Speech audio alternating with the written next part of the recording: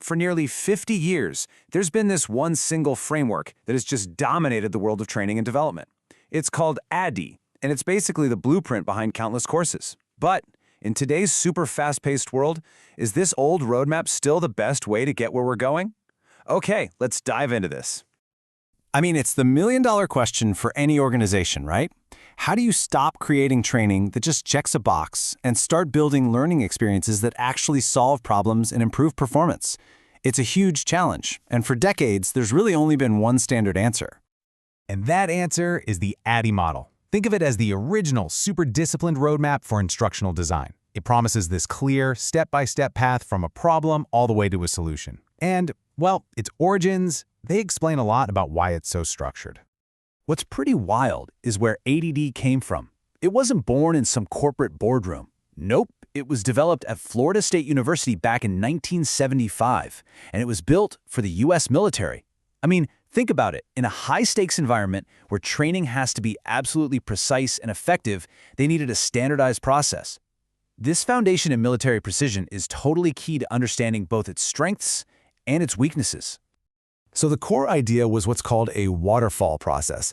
You have to complete one phase entirely before you can even think about moving on to the next. It's linear, it's sequential, and it's designed to make sure nothing gets missed. You analyze, then you design, then you develop. There's no jumping ahead. So, what are these 5 phases? The name itself is actually an acronym, and it's a blueprint that instructional designers have followed for generations.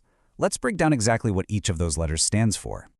So here they are: analyze, design, develop, implement, and evaluate. Now, the process might seem pretty straightforward on the surface, but each of these steps is actually a super deep dive into creating a learning experience that really, truly works. First up, analysis. This is the absolute foundation of everything. You're not just picking a topic here. You're asking the hard questions, like, is training even the right solution to this problem? If you get this part wrong, trust me, the entire project is pretty much doomed from the start. Okay, once you're sure you know what the problem is, you move into design. This is the blueprint phase. You're not building anything yet, you're just planning. Writing learning objectives, storyboarding the content, and figuring out the best strategies to teach it. It's all very systematic and specific. Then comes the development phase. This is where that blueprint finally comes to life. Designers and developers roll up their sleeves and start building the actual course materials, the e-learning modules, the videos, the facilitator guides, the whole shebang. Next up is implementation. This is the launch. The training gets delivered to the learners, usually on a learning management system, an LMS, or maybe in a classroom. The point is it's live and out in the world. And finally, we have evaluation. This is the crucial feedback loop, and it's not just some test at the end to see if people passed. Ideally, evaluation is happening all along the way, constantly checking in and refining the process as you go. Now, that all sounds incredibly logical, right? It's thorough, it's detailed, so what's the problem? Well, the world has changed a lot, and the rigid, linear nature of ADDIE is starting to show some really serious cracks, especially in our fast-paced modern work environments. This feeling was captured perfectly way back in 2012 by Michael Allen, who's a huge voice in this industry. He just flat out stated that the ADDIE process is past its prime. And wow, that was a huge shot across the bow for traditional instructional design. It really captured a frustration that had been building for a while. And here is the absolute core of the problem: time. Industry research shows it can take anywhere from 90 to a whopping 240 hours to produce one single hour of e-learning. In a world where business needs can change every quarter, that kind of timeline just doesn't work. By the time the course is launched, the problem it was supposed to solve might have completely changed. So the biggest criticism you hear is its inflexibility. ADDIE is often described as being like a train on a set track.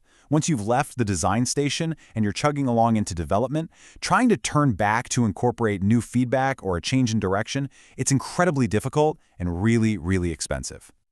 So when you put it all together, the case against this rigid model becomes pretty clear. It's super time-consuming, which of course makes it expensive. We're talking tens of thousands of dollars for 1 hour of content. It's inflexible, and it can lead to designers working in a bubble, totally disconnected from the very people they're building the training for, with no real feedback loop until the very end. All this frustration gave rise to a whole new way of thinking. One that was heavily influenced by the world of software development, Agile. It's less of a step-by-step model and more of a philosophy, really, one that's built around speed, collaboration, and flexibility. And the contrast between the two is just stark.